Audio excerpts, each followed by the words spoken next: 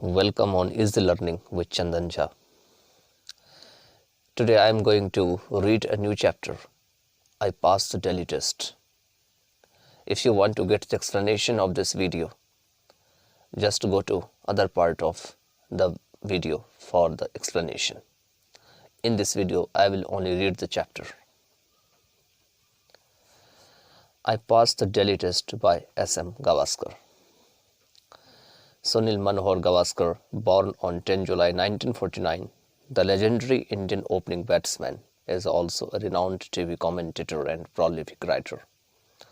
In addition to numerous write-ups in leading journals, he has authored 3 best-selling books: Sunny Days 1976, Idols 1983, and Runs and Ruins 1981. Born and brought up in Bombay, where he attended St. Xavier's High School and College, the Little Master is the first batsman in Test cricket to have surpassed Don Bradman's world record of 29 Test centuries. By the time he retired from the Test cricket, he had made 34 Test centuries in 125 Test matches, setting a new world record.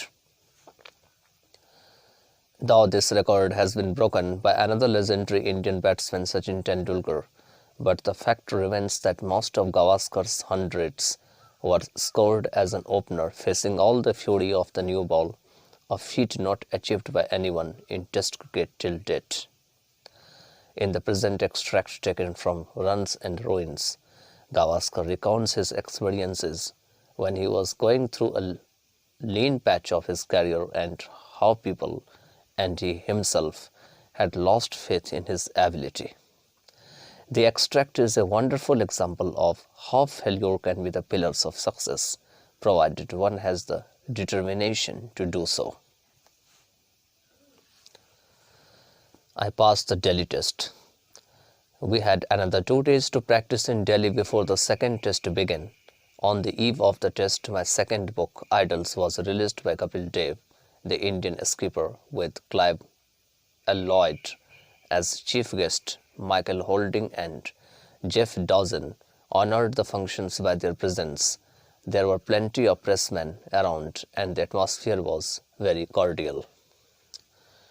Within hours the battle was to be resumed, so we went back to the hotel to rest.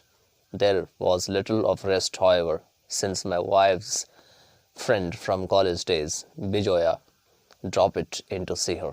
As they were meeting each other after 7 or 8 years, they had a lot of news and gossip to exchange, and then, during the evening, Bijoya's sisters and brother dropped in with their spouses, with the result that there was almost an impromptu party in our little room.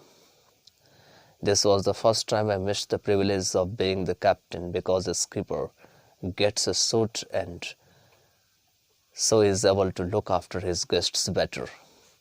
Most hotels where we stayed and the local cricket associations were kind enough to give me a room to myself, though in a home series only the skipper is entitled to one, and if a vice captain is named, then he also gets a single room.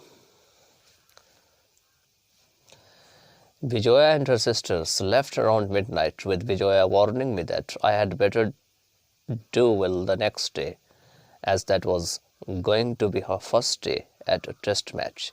Earlier in the evening, as we had returned from the Idols release function, I was accosted by some young girls who had asked me to score the fastest century of my career the next day.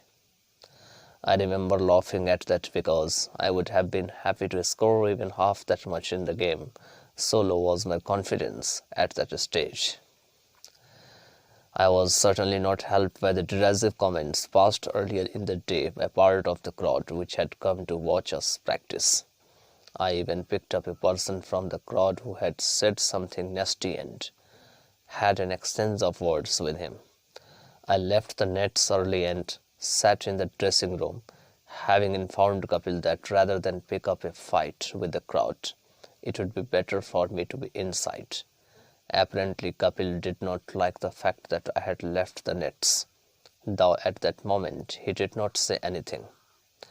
My intention was quite simply to try and keep cool and be relaxed, then get upset by the taunts of the crowd. Crowds all over India are basically the same and are particularly adept at kicking a man when he is down. Next morning, I woke up earlier than usual and saw that a few messages had been shoved under the door along with the newspapers. A couple of messages meant a lot, and so when I went to the ground, I was feeling relaxed and completely at ease. After our customary warm-up exercises, a ritual that is absolutely necessary in today's age of almost non-stop international cricket, we went back to our dressing room. The manager was Dilip Sardesai, a jovial person, and he was joking with us when Kapil walked in with a huge grin, saying that he had won the toss at last and that we would be batting. With those words, the familiar tightening of the stomach muscles took place, and the feeling that another test match was to begin came on. Irrespective of how many years of how many tests one has played, the nervous tension never seems to vanish. Actually, it is a good thing because it shows that one cares about one's performance, and the tension makes one that much keener. I had planned how I was going to tackle the bowling, so when Anshuman and I walked out to bat, I was feeling relaxed. The Delhi wicket is normally a beautiful batting track, though it helps seam bowling initially, but this morning the bowlers got no help. In any case, the West Indians are not quick in the air to swing the ball. They do make the ball move after pitching, which is even more difficult. Marshall's third ball saw me off the mark with a couple of runs past point.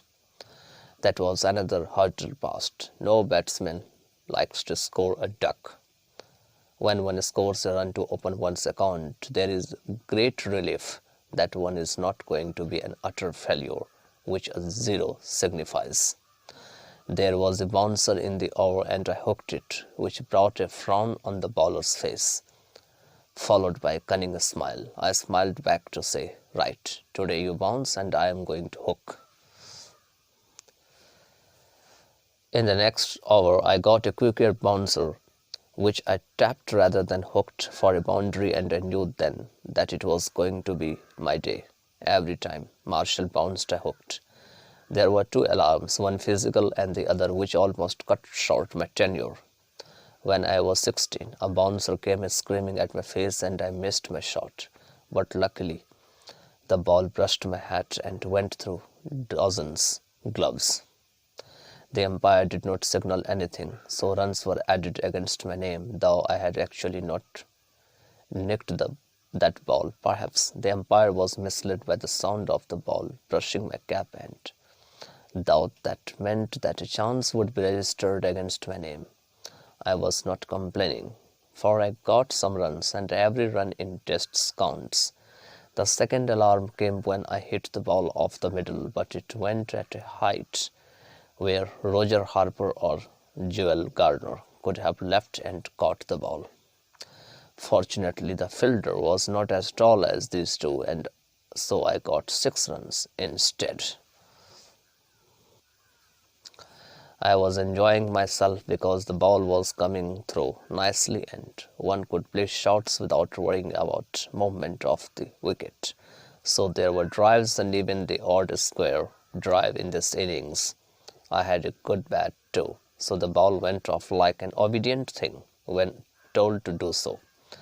I had no clue that I had passed 50 because there was seemingly no applause. I found out later that I had got it with a shot for a boundary, and so the applause had mingled. I don't look at the scoreboard or the clock when I'm batting.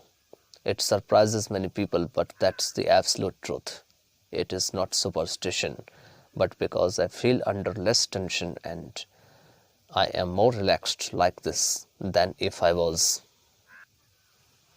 aware and I was close to a century. When one is near a century and knows it, then there is the possibility of being hasty and impatient and losing one's wicket. After all, I have always believed that a century should be just a milestone in one's quest for more runs. Thus, when I flicked a ball from Marshall pass point on and it went off for a boundary, I was surprised when Dilip Gavaskar stopped it in the middle and said, "Well played," and thrust his hand out. He must have known by the expression on my face that I did not know my score, because he said, "Bloody hell. It's your 29th." Jeff Dawson and Webb Richards were there to pump my hand and offer their congratulations, and Clive Lloyd was making his way from the first slip to offer his hand. I just shook my head in wonder, because in my mind I thought I was in the 80s, and here I was already past a century. It was a benumbing moment. Ever since my return from the West Indies, people were eager for me to score the 29th century, and so whether it was a plane, taxi, office, hotel lobby or restaurant, strangers would walk up and offer their good wishes for me to score that 100. Much as I appreciated their sentiments, the cry, "We want your 29th" was becoming a little strident to the ears. It was therefore a great relief to get that century and see the delight on the face of my countrymen. They had waited for it patiently, prayed for it, and probably had tensions in their lives while I was struggling for it. There is simply no way I can express my gratitude to the Indian cricket lovers for the way they have supported, encouraged, and at times chided me during my career. I imagine the only thing I can do to repay their loving concern is to try and score as many runs as I can before Test cricket is finished with me. The rest of the innings is more of a blur, because I played as if in a daze, and it was no surprise when Larry Gomes knocked my off stump back as I played forward and missed the ball. My century had come in 94 balls, I was informed. And I was surprised, because I do not think I have ever played so many shots to get a century. Most of my centuries have a liberal sprinkling of ones and twos and take their time coming, and this was definitely the quickest in terms of time as well as deliveries first. Yet it is not my best Test century. My best Test century was the one scored in the first Test at Old Trafford in 1974. There the conditions were against batting, and I had not scored a Test century for 3.5 years. In fact, the last one I had scored was during my debut series in the West Indies in 1971. So there were doubts in my mind then about my ability to score runs. That knock in Manchester was an important point in my career and gave a new lease to my cricketing life. With this chapter is over.